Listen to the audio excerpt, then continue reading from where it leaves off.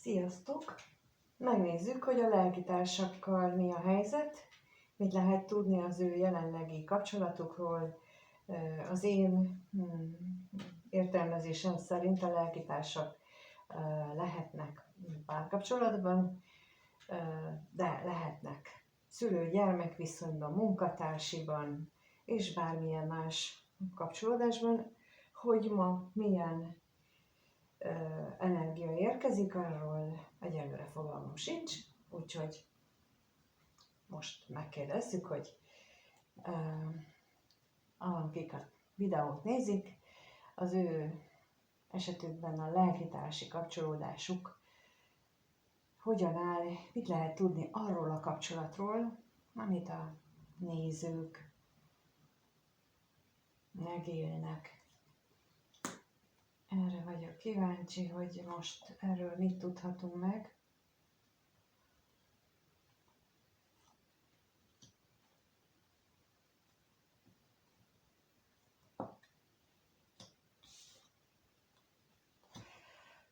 Váratlan nehézségek jöhetnek közbe, amelyekre igazából nem is készülsz, vagy készültök.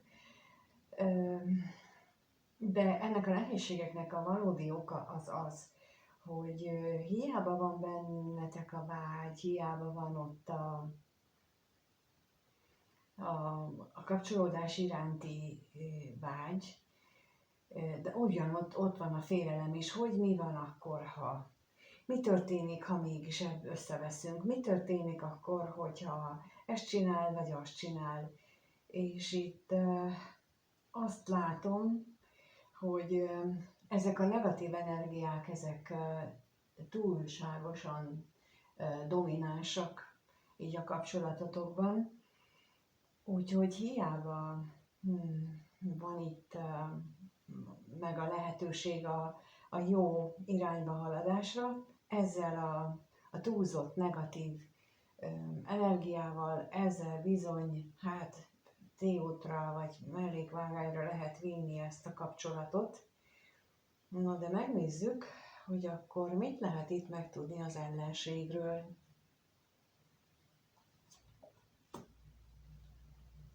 Az ellenség.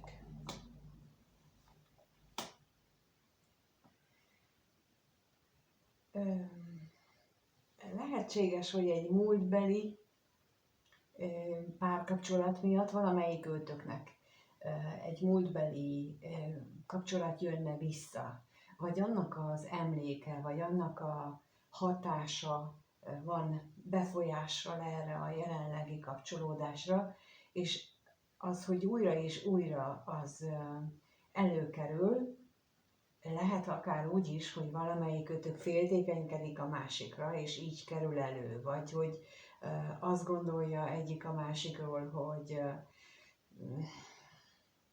még biztos arra gondolsz, meg most meg megint úgy viselkedsz, mintha arra gondolnál már, mint arra a másikra, egy korábbi kapcsolatra, vagy szóval, hogy így az ilyen típusú negatív energia ez két dolgot mutat. Egyrészt azt mutatja, hogy önértékelési problémával küzd az, aki ezt állandóan előhozza. A féltékenység az nem a szeretet jele, az egy nagyon téves elgondolás, az egy nagyon téves hozzáállás, hogyha valakire féltékenyek vagyunk, vagy ő féltékeny ránk, hogy akkor ez a szeretet jele. Nem, ez a birtoklás jele. Ez annak a jele, hogy a másikat birtokolni akarjuk, tudni akarjuk, hogy mit csinál, milyen gondolata van, miért gondol arra, amire, miért úgy néz, ahogy néz, mi tulajdonképpen irányítani akarjuk, amikor azt a másik szemét, amikor rá féltékenyek vagyunk. És itt bőven benne van ezekben, itt ebben az energiában ez a féltékenység, úgyhogy ezzel együtt a birtoklás is. Na, akkor megnézzük itt a bosszúságot, hogy erről mit tudhatunk meg.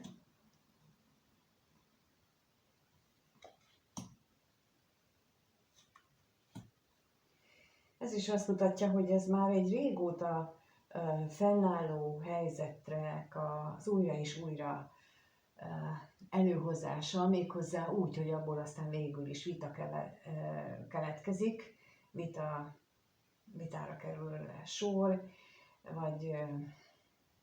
vagy van közöttetek egy olyan fel nem dolgozott esemény, szituáció, amiből aztán mindig veszekedés kerekedik, és ez valamelyik őtöknek állandóan eszébe jut. És akkor mit csinálunk ilyenkor, amikor azt akarjuk, hogy ne jusson eszünkbe, elkezdünk azon gondolkodni, vagy tagadni. Az én véleményem szerint pontosan ellentétes hatást vált ki az, amikor például erőből akarunk valakit elfelejteni, vagy valamit, egy eseményt, egy szituációt. Tehát amikor arra koncentrálunk, hogy én el akarom felejteni, én el akarom engedni, hát ez biztos, hogy nem jó. Ez ellentétes hatás vált ki. Pontosan, hogy elkezd bennünk erősödni a ragaszkodás, és itt megint a ragaszkodást hozom elő, mert hogy a kettő ez így párban jár. Az én tapasztalatom és az én megélésem szerint a teljes elfogadás. Tehát elfogadom azt a szituációt olyannak, amilyen. Lehet, hogy akkor, amikor ez történt, vagy amikor azt én megéltem, például itt, amiről beszélnek, vagy ott az a másik kapcsolat, az nekem nagyon rosszul esett, de akkor azt tudom mondani, ha eszembe jut, hogy ez szörnyű volt. De hát az akkor volt, most meg már én más vagyok, tehát én már nem azt mondom, hogy túlléptem rajta, hanem elfogadom, hogy én akkor az engem rosszul érintett. Most viszont másképp dönthetek. És akkor innentől kezdve elkezd változni bennem és körülöttem az energia, és akkor a vitáknak az esélye is csökken. Jó, akkor megnézzük, hogy egyébként hogyan gondolkodnak ők egymásról, mert itt láthatóan azért túl sok a gondolat. De akkor megnézzük itt a kettő fél, hogy gondol egymásra, tehát először a férfi jelölt személy mit gondol a női párjáról. Kettőt kérnék szépen, hogyan gondol a férfi a nőre, és a nő hogyan gondol a férfira.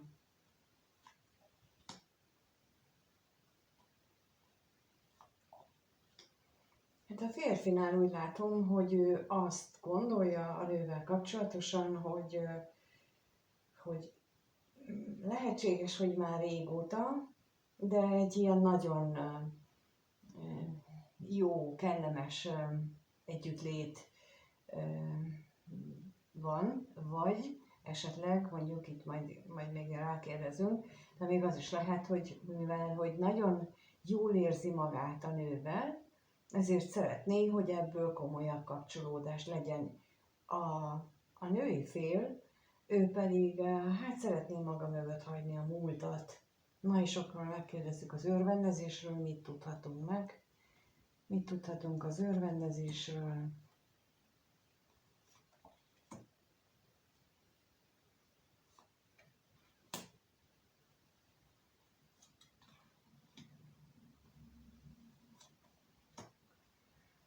És a házasságról.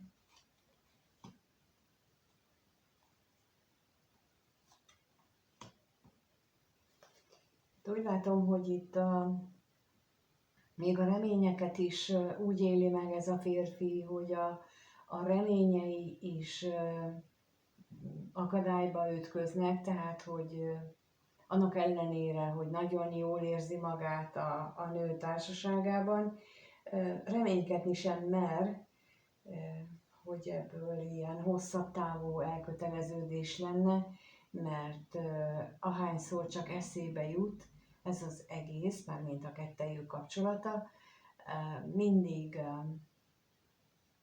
a szenvedélyes vágy kerekedik benne felül, amit viszont szeretne már, mondjuk így, hogy szeretné, hogy ne így legyen.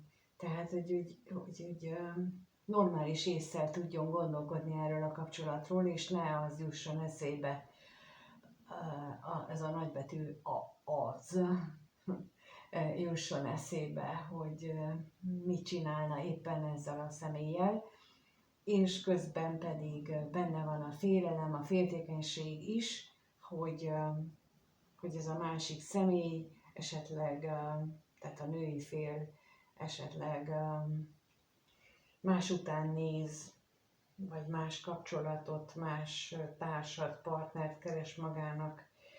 De hát a női fél meg szeretné elfelejteni a múltat, szeretné maga mögött hagyni a múltbeli dolgokat, úgyhogy kérjünk a tolvajra, hogy itt mit jelent a tolvaj.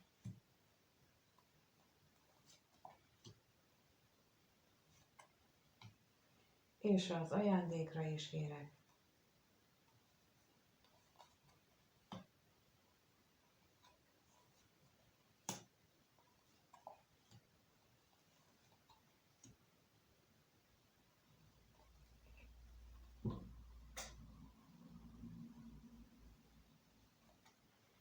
Na, hát szeretné a múltat maga mögött hagyni, de ez azt is jelenteni, hogy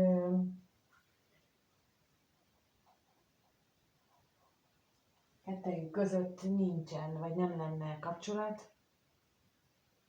Azt is jelenteni, hogy a női fél is megszenvedné ezt az egészet, és tulajdonképpen hiába van már egy ideje közöttük mindig vita és veszekedés, mégsem elég ez ahhoz, hogy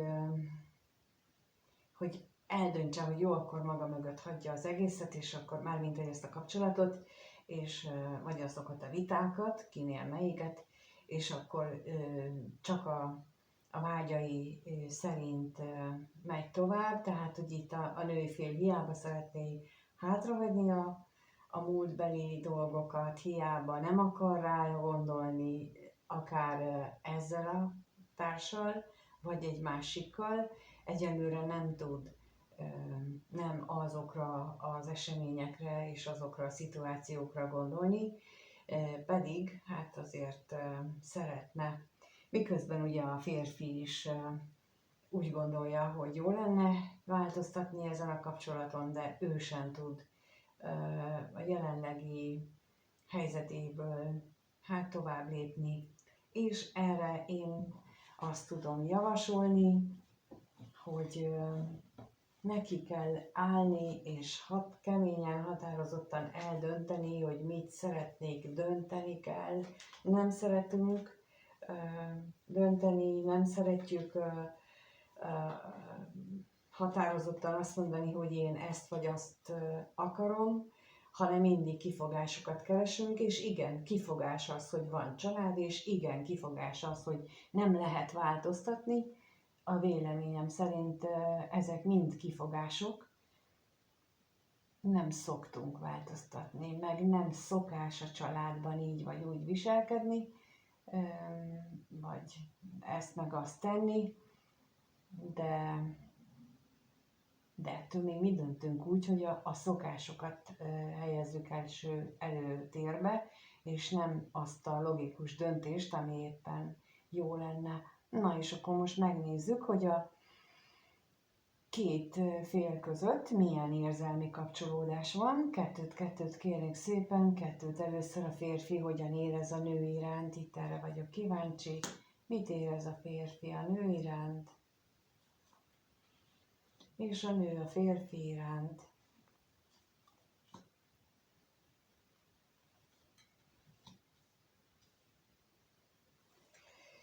Hát a férfinél úgy látom, hogy megint az jött ki az érzéseknél, hogy ez a mérhetetlen nagy szenvedély, ami az előbb is, hogy ha csak rágondol, akkor már előtör belőle ez a szenvedély, és úgy látom még a féltékenység is. Na de miért van itt ez a szenvedély és a féltékenység? mit tudhatunk meg ezekről bővebben, hogy miért van itt a szenvedély.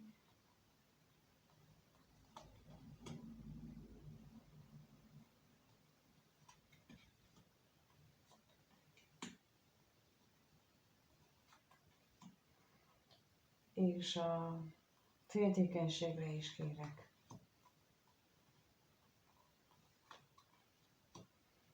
Hát a szenvedély azért van itt, mert itt van a vágy, itt van a tűz, itt van a szeretet, itt van a minden a férfi részéről, tehát az ő részéről láthatóan nagyon is erősek az érzések. Annak ellenére, hogy ő fejben ezt úgy eldöntötte már magában, hogy ezt így kiírtja, na de hát tudjuk, hogy az érzéseket meg azt nem lehet fejben eldönteni, az elmegy, azt lehet eldönteni, vagy elfogadom, hogy vannak ezek az érzések, és nem uralnak engem, hanem én uralom az érzéseimet, és nem kitörlöm őket, hanem elfogadom a létezésüket. És ez az elengedés első lépése, hogy elfogadom annak a dolognak a létezését, amit el szeretnék engedni, és ha fáj, hát hagyom, hadd fájjon. És akkor a nőnél pedig azt látjuk, hogy ő olyan, mint hogyha betegesen kitartana. Hát mondjuk nézzük meg, hogy mit jelent itt a betegség, mert ugye az előbb az jött ki, hogy a múltat szeretné maga mögött hagyni, de ő betegesen kitartó. És a hűségre is. Annak ellenére kitart itt a múltbeli dolgoknál, hogy így a távolság, mint akadály megjelenik itt végre.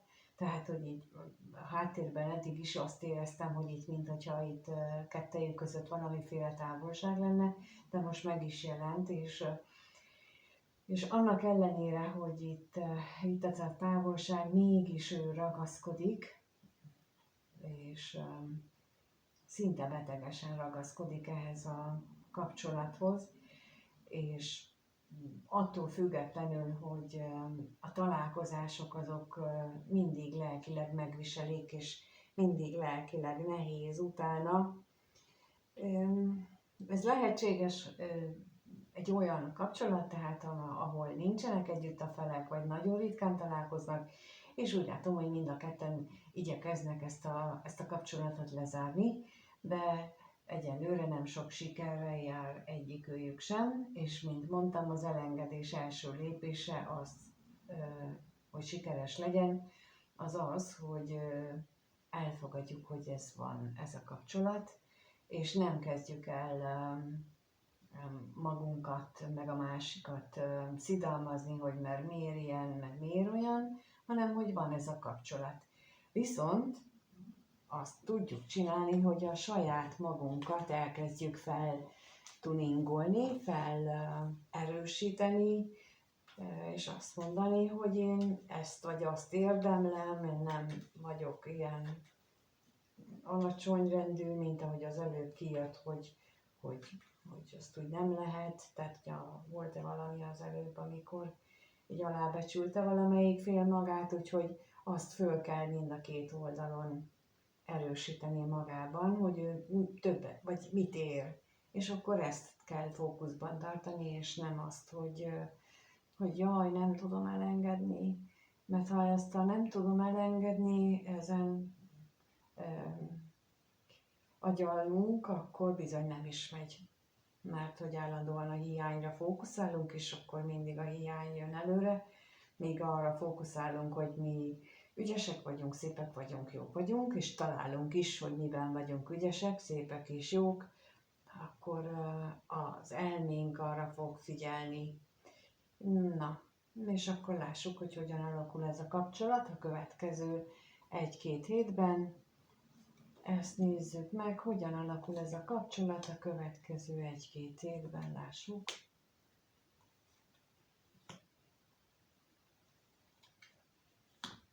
No, hát nem nagyon lesz lehetőség itt normál, komoly beszélgetésre, vagy a beszélgetés megújulására, mert, mert eléggé változékony lehet itt a dolgok a háttérben, bár lesznek, akiknél ez így nagyon pozitívan fog alakulni, de a többségnél én úgy érzem, hogy itt a kommunikációs problémák azok uralni fogják itt a kapcsolatot a következő 1-2 hétben, és a betegségre kérnék most, hogy mi történik, mit lehet tudni.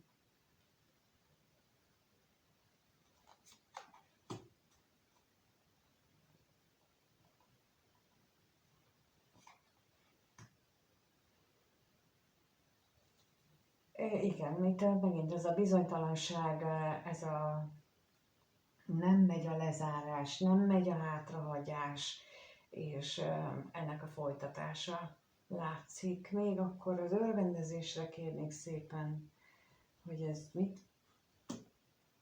mit mutat itt közben.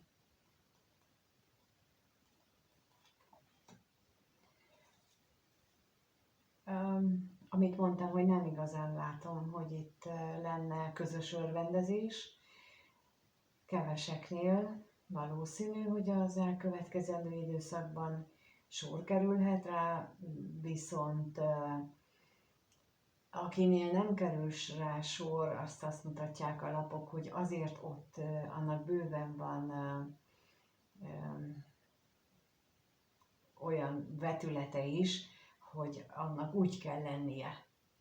Tehát, hogy ne azt sajnálgassuk, hogy jaj, nem találkozunk, hanem itt megint az elfogadás, hogy hát ha itt kell lennie, akkor elfogadom, hogy így van, és akkor nem találkozunk, és akkor az alatt, az idő alatt én elkezdek magamon dolgozni. Úgyhogy itt ez a lelkitársi energia, amit most látunk, az nagyjából erről szól. Nagyon oda vannak egymásért, nagyon szeretnék ezt valahogy megváltoztatni, és nagyon nem tudják. Úgyhogy körülbelül ez a konklúzió ebből az egészből, és szenvednek és szenvedtetnek, tehát egymást is, és ezen célszerű lenne változtatni, de ehhez nagy erő és elhatározásra van szükség. Aki szeretne, hogy erről neki is megnézzük a saját kapcsolatát, azt nagyon szívesen várom a leírásban található elérhetőségeken, és most a hétvégi Ikerláng találkozó, mondjuk így, az most már arra nem tudottak jelentkezni, de 2 hét múlva még lesz egy, aki most nem ér rá azok számára, úgyhogy láttam a kérdésen, vagy a kérdések között, hogy ebbe, mert hogy ezt én egy olyan klubnak szánom, mint ahogy mondtam, hogy akik részt vesznek benne, nekik még sok minden mást is mondanék, és én a valódi Ikerláng kapcsolódásról beszélek, aminek sokkal messzebb nyúlik az árnyéka, mint amit pillanatnyilag bárki is gondolna, és sokkal szebb és nemesebb ez a kapcsolódás, mint amit el tudtok képzelni, és ezt szeretném megosztani, ezért így például ez ilyen, ezért gondoltam, hogy kell ez a találkozás is, úgyhogy hogy abba a klubba kik lépnek bele azok, akik tényleg ilyen kapcsolódásban vannak, mert egymás támogatására szükségük van. Persze én is ott vagyok, de ők is, mert látok 2-3 ilyen alcsoportot, vagy részcsoportot, akiknek teljesen ugyanaz a megélt életük, és ők igazából tudnak egymásnak ötleteket adni, hogy egy-egy dolgot hogyan oldottak meg, és ezért lesz majd az a klub, vagyis hát ezért gondolom, hogy ez jó lenne, úgyhogy kíváncsian várom, hogy ezt hogyan értékelitek ti, és ti hogyan álltok hozzá. Remélem, hogy tetszik ez az ötlet, és ennek megfelelően jelentkeztek is. Úgyhogy köszönöm, ha itt vagytok, köszönöm a kommentekben, megírjátok azt, hogy titeket hogyan érint ez a lelkitársi kapcsolódás, ti hogyan csináljátok az elengedést. Tudtok-e, vagy ez, amit most elmondtam például, ezt a technikát, vagy ezt a módszert, kipróbáltátok-e már, hogyan működik ez nálatok, úgyhogy ezt kérlek, írjátok meg, ha úgy gondoljátok, a kommentben bármilyen véleményt, vagy bármilyen jelzést, emojit tehetek, azzal mind segítitek a csatornát, és segítettek engem abban, hogy én tudjak nektek mindig így ingyenes videókat csinálni, mert bizony ez nem ingyen van, semmi nincs ingyen, valahol valakinek fizetni kell, és ha nem így a emojikkal, akkor majd másképpen kéri meg az univerzum az árát, úgyhogy jobb ez így, ha ez így történik, én így gondolom, de persze nem kell velem egyetérteni. Na, amíg találkozunk, addig minden jót kívánok mindenkinek, sziasztok!